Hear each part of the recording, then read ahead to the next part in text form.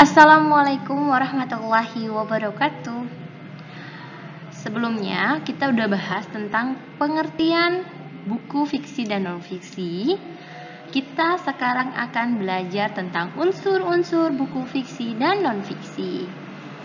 Sebelumnya kita ucapkan Bismillahirrahmanirrahim. Rabbi zidni ilman warzuqni fahman. Amin. Unsur-unsur pada buku cerpen. Buku cerpen ini merupakan buku fiksi, yaitu buku yang khayalan yang tidak benar-benar terjadi. Unsur-unsurnya ada dua, yaitu unsur intrinsik dan unsur ekstrinsik.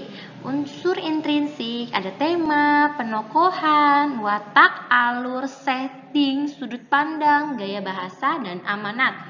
Sedangkan unsur ekstrinsik adalah latar masyarakat, latar belakang pengarang, dan nilai-nilai yang terkandung dalam cerpen.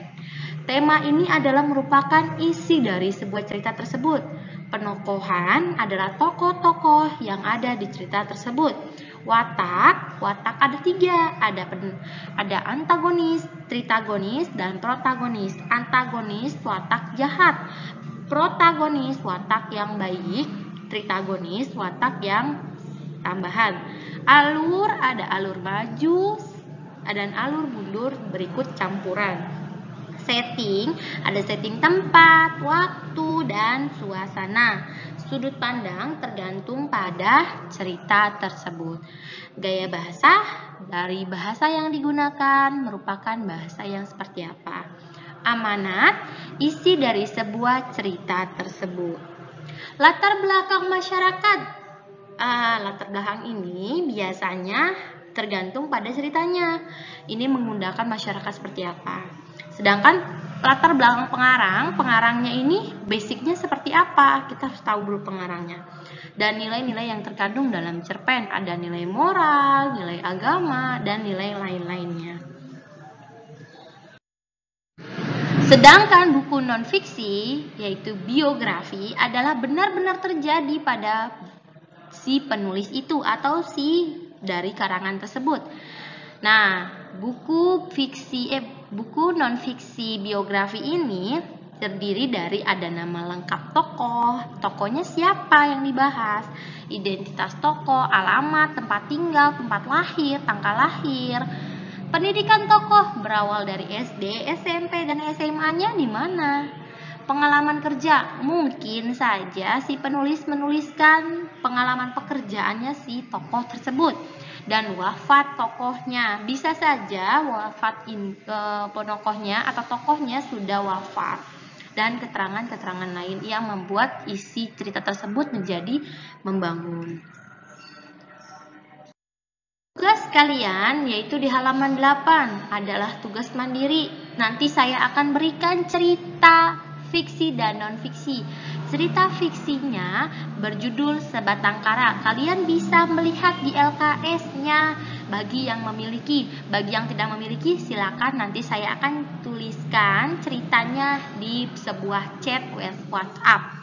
Sedangkan buku non-fiksinya yaitu tentang biografi R.A. Kartini. Nanti kalian baca dulu dan analisis bukunya itu seperti apa sih gitu.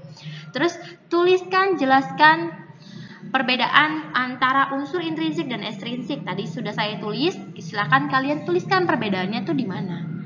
Apa saja unsur-unsur intrinsik?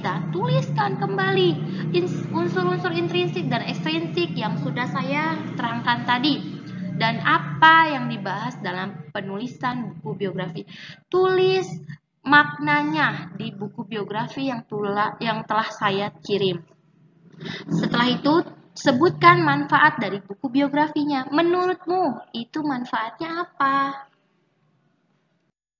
Selanjutnya yaitu tugas merangkum. Nanti kan saya sudah kirimkan. Berarti kamu harus tulis unsur-unsur intrinsiknya dari buku cerpen Sebatang Kara dan unsur-unsur dari buku biografi berjudul R.A. Kartini.